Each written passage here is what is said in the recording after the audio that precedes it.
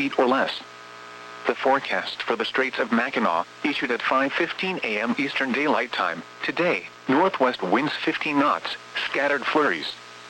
Waves 2 feet or less. Tonight, north winds 10 knots, partly cloudy, waves 2 feet or less. Sunday, southeast winds 10 knots, partly cloudy, waves 2 feet or less. The forecast for open waters of eastern Lake Superior, issued at 5:15 a.m. Eastern Daylight Time, today, northwest winds 10 to 20 knots, partly cloudy, waves 4 to 6 feet subsiding to 2 to 4 feet in the afternoon. Tonight, west winds 10 knots, partly cloudy, waves 2 to 3 feet. Sunday, south winds 15 knots, mostly cloudy, waves 2 to 3 feet. The forecast for open waters of northern Lake Huron, issued at 5:15 a.m. Eastern Daylight Time, today, northwest winds 10 to 20 knots, isolated snow showers in the morning. Waves 2 to 3 feet. Tonight, north winds 10 knots, mostly clear, waves 2 to 3 feet.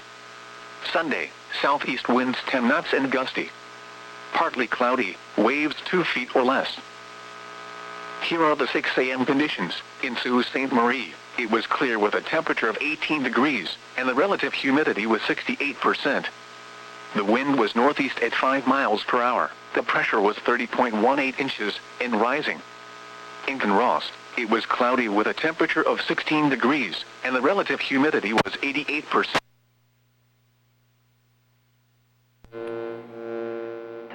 Testing, hello, testing. So this is basically a rough idea on what the audio and pictures going to look like for the solar and lunar eclipse live stream. If I go too close to the camera with the walkie-talkie, especially this one, this happens.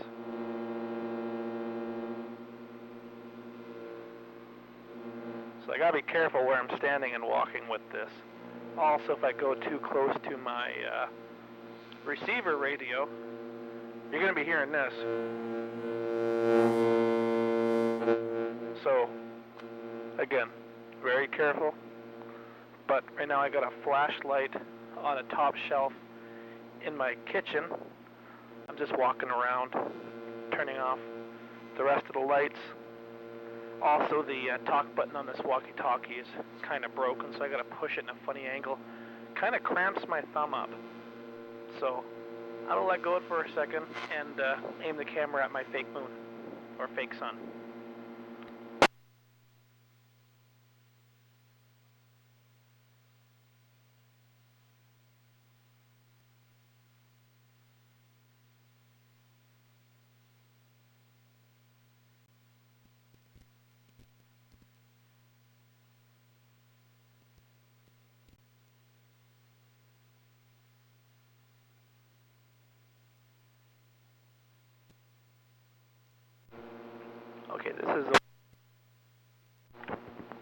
This is the one with the broken button. This is the one that's actually on the camera. Doesn't give me much interference. I think it's lower wattage or it got damaged. I just got to play a game of find the sun, find the moon again. I also have a tripod facing the wrong way so I can't see the viewfinder. Back in a minute, folks.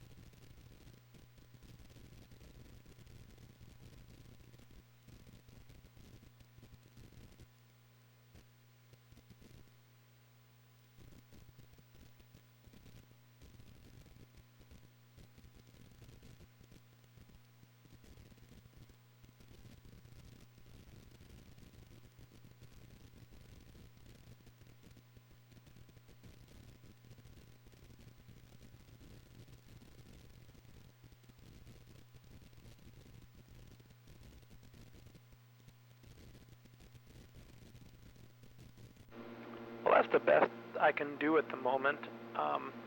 Let me go move that flashlight and break the illusion. But yeah, I'm not going to be faking any moon camera or sun camera related stuff. Cough, cough.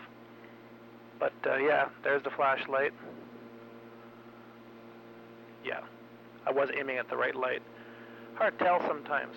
And also I gotta be careful. As you can see, I kind of damaged the sensor with the sun.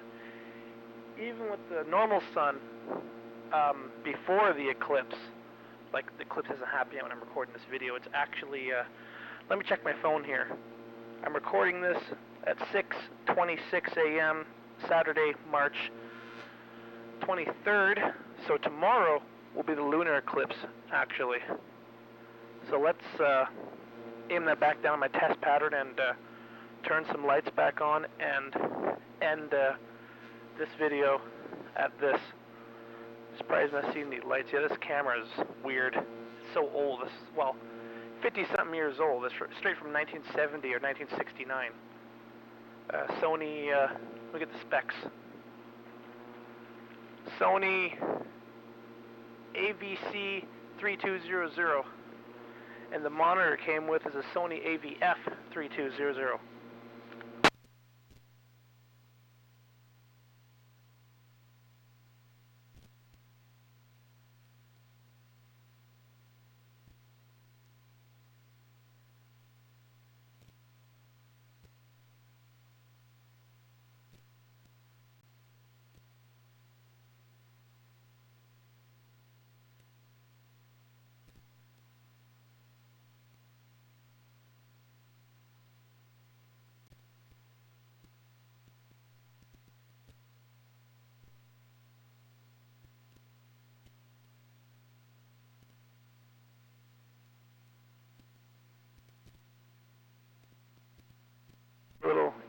Take it a little easier to operate. I took off the ring filter. I made it.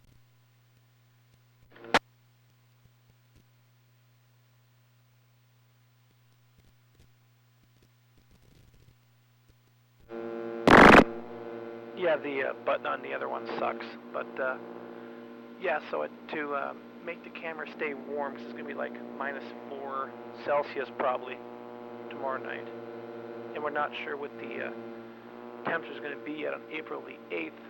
But I have a blanket I made with tinfoil to keep the camera warm, so I just took that off. Take some weight off the tripod, and also to help move the camera a little bit easier, took it off for now.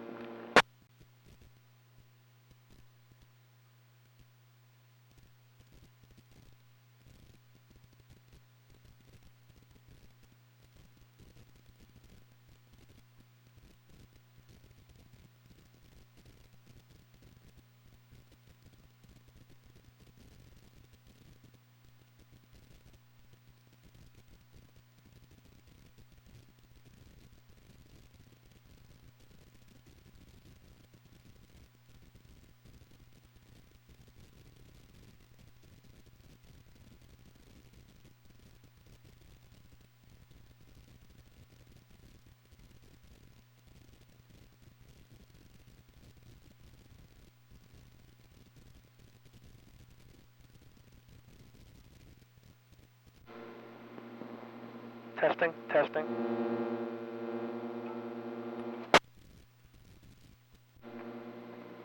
I accidentally dropped the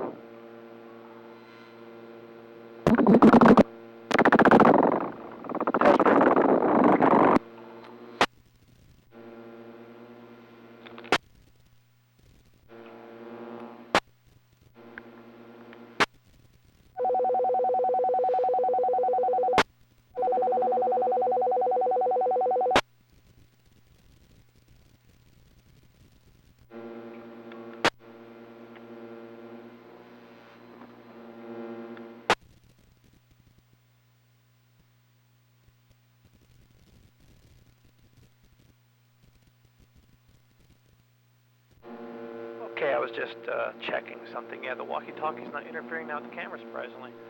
I guess it took a minute for the camera to warm up. But yeah, got my test pattern back up, aiming at it. Got the flashlight taken down. Can I aim at the test pattern? You can kind of see it. So yeah, messing with 50-something-year-old camera equipment has been a little bit of a challenge. Sorry for that humming. I'm just way too close to the equipment. Let me just get a little bit farther away from this, less interference.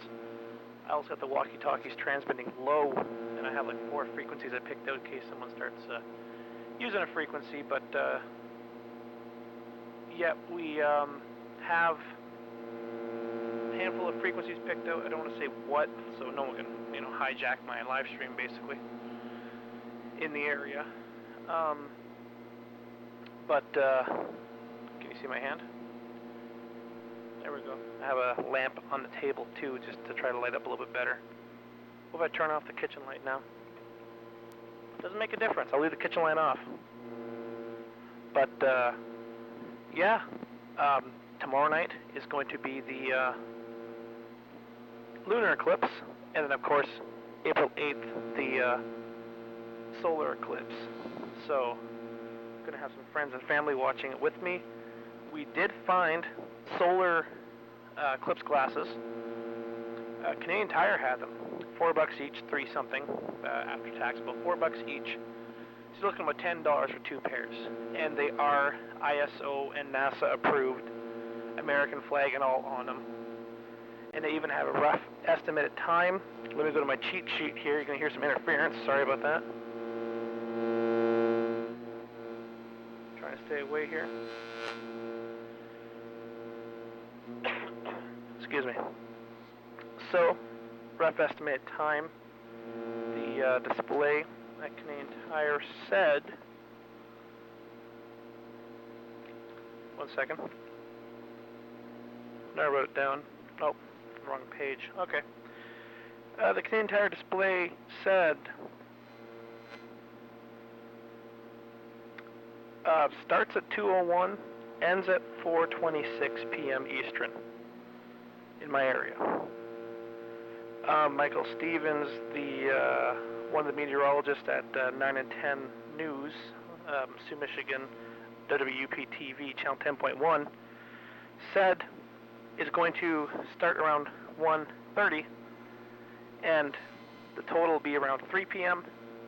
It will end at 4:30. But being northern Michigan, we're only going to see about the 80%, not the full 100%, of course. I have friends that are closer to the line of totality. Like one of my friends is like less than 30 miles away from it, so they'll get a better view of it, of course.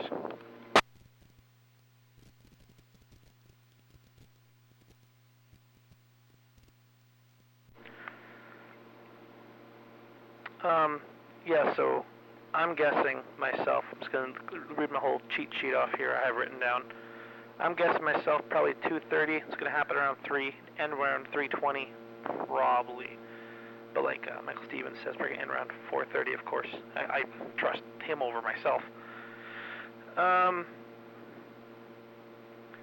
videos and references I've been referring back to, I have... I think 1 sheet here. I thought I had 2 sheets. But for now, I'd like to thank Michael Stevens, the meteorologist from 9 and 10.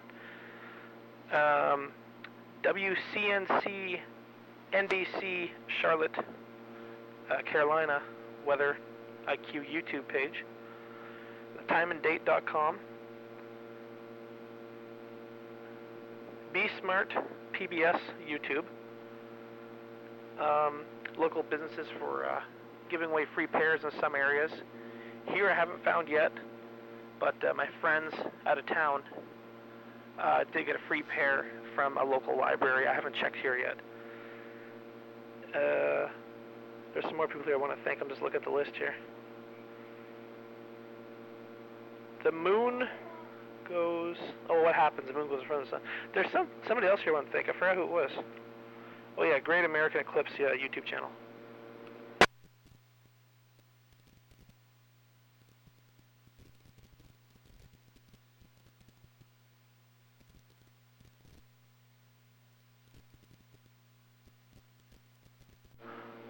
Okay, so I'm going to conclude this test and double check all my equipment and start working on the overlays now and get Restream IO set back up so I can do this on Twitch and YouTube.